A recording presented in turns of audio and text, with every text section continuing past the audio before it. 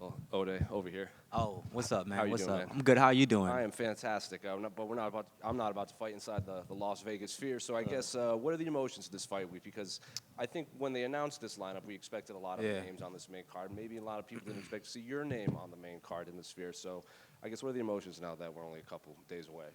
Everyone's been asking me that. What are the emotions? And I'm just like, there really isn't none. Honestly, this is my 10th fight in the octagon. I fought on some amazing cards. Madison Square Garden, Usman Covington. I fought on Cowboy Cerrone versus McGregor. I've fought in Houston. I fought on some great cards. UFC has blessed me with some great opportunities. So I'm pretty used to this personally. So in that way, there's no emotions there. But it almost feels like a high school experience where you get invited to the cool party and you're kind of the nerd and you show up and people are like, "What's he doing here?" you know? Well, it's kind of ask this later on, but you mentioned it. You're kind of UFC vet at this point. You've been on these big cards, but this is uncharted territory this Yeah. year. So like you fought in arenas before. So I guess how does this fight week feel different from like that Connor card, that MSG card? Because like not even us, like they're gonna play movies before your fights. Yeah, I won't really be focusing on that. The only sad part is I won't really get a chance to experience it. You know what I mean? I'm not really one of those fighters that kind of, take in the moment. I'm just focused on my opponent. You know, but with that being said, I'm super. This card is I can't even put into words, man.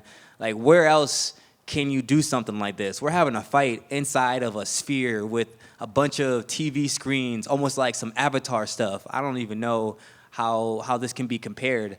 I'm just the word I've been saying all week.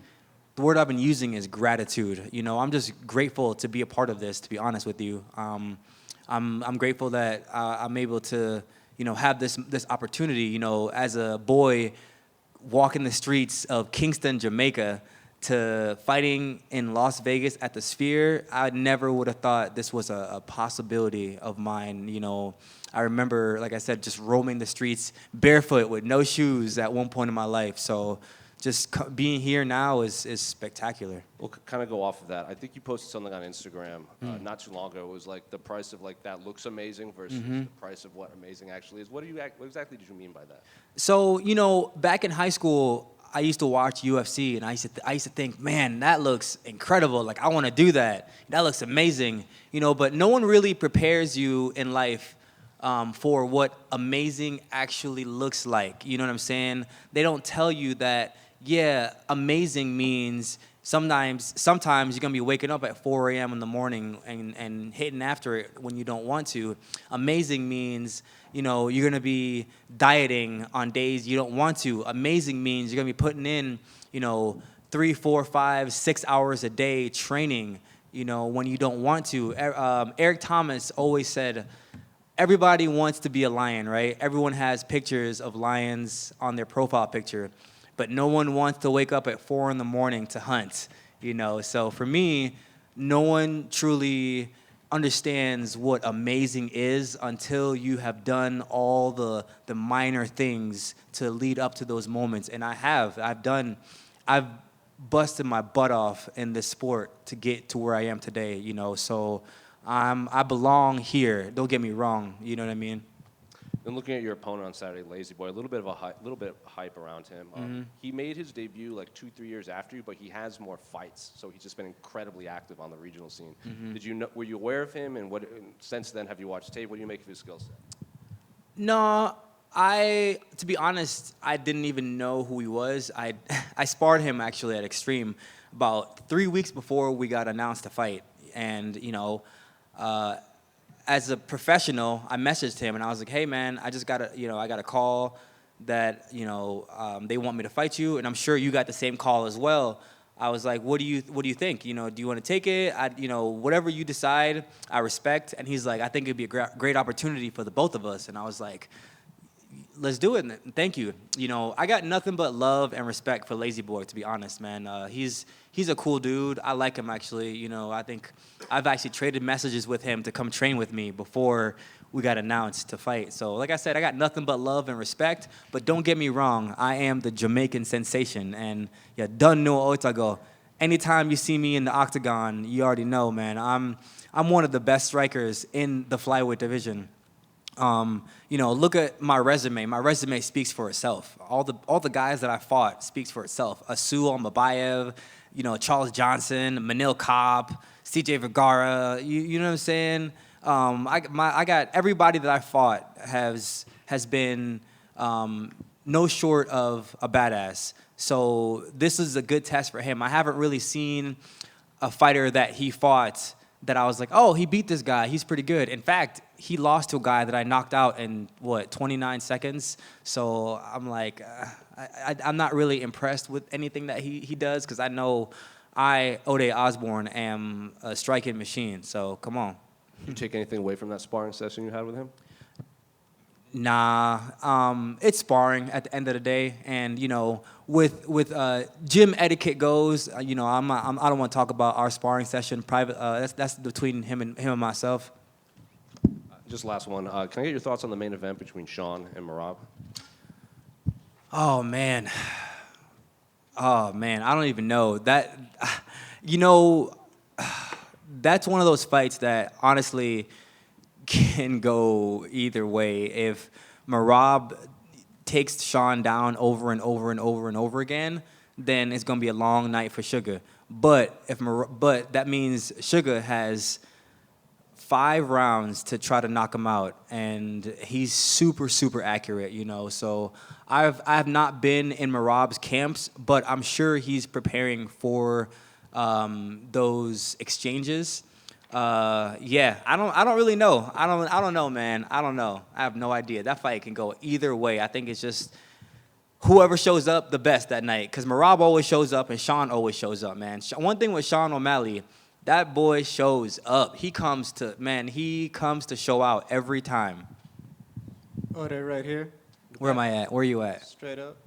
About 1 o'clock. Oh, I see you. Okay. Oh, they're 1 o'clock. Ode, obviously a lot of the celebration around, Latin America, Mexican Independence Day. Do you feel like when you get out there in the cage that you're going to feel like you're in enemy territory, you're in the opponent's home country kind of feel? I won't feel. I am going to be in enemy territory. It's crazy. I'm about to be in enemy territory fighting in my own house. Ain't that some ish? That's like you going home and some random people cooking in your stove. Like, yo, what y'all doing in my stove? So yeah, I'm gonna be in enemy territory for real. Like, but I welcome it. I'm gonna be repping my Jamaican flag and big up to my Jamaican people. Them, you done know it. I go already. Yeah.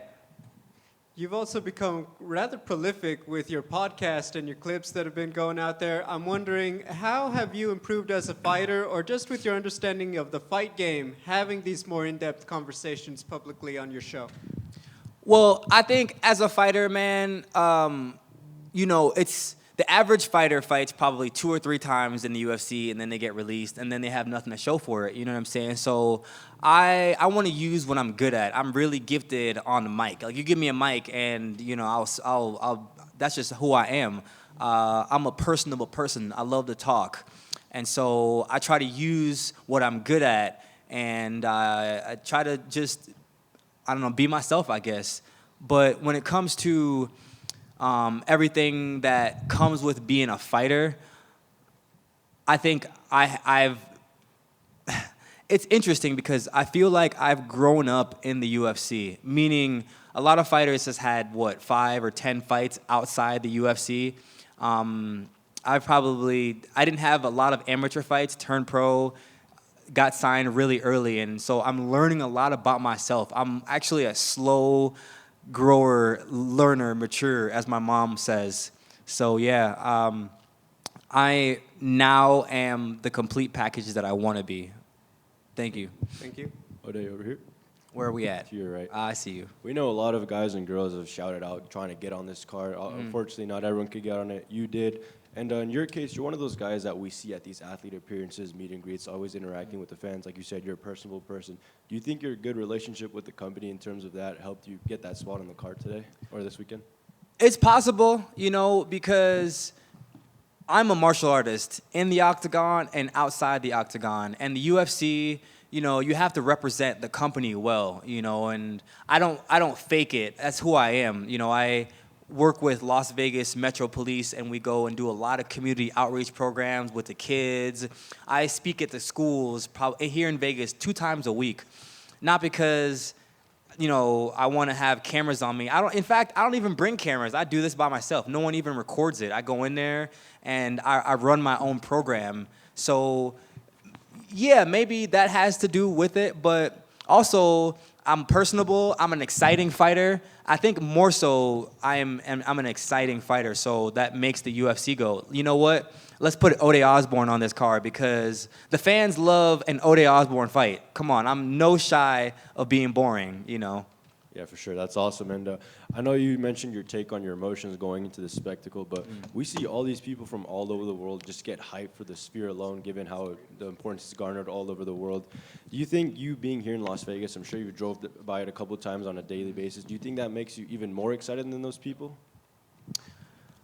I don't know if Las Vegas has anything to do with it, honestly. I'm a very spiritual person, so for me, it's all God and nothing else, you know what I mean? I can do all things through Christ who strengthens me. So for me personally, man, it's just growth, you know what I'm saying? I think every walk is different. Every time you walk out into the cage, sometimes you walk out into the cage and you're going through, you know, trials and tribulations in your life. Other times, everything is going good. And so every walk is different. I think now my walk now is I'm calm and stoic. And I don't need to really be excited, you know what I'm saying, or play excited. I know what I'm going to bring to the table already, you know. So it's just one of those things, man. I know who I am. Thank you.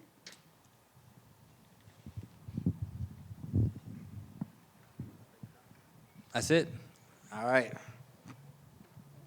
Viva Mexico, Carron.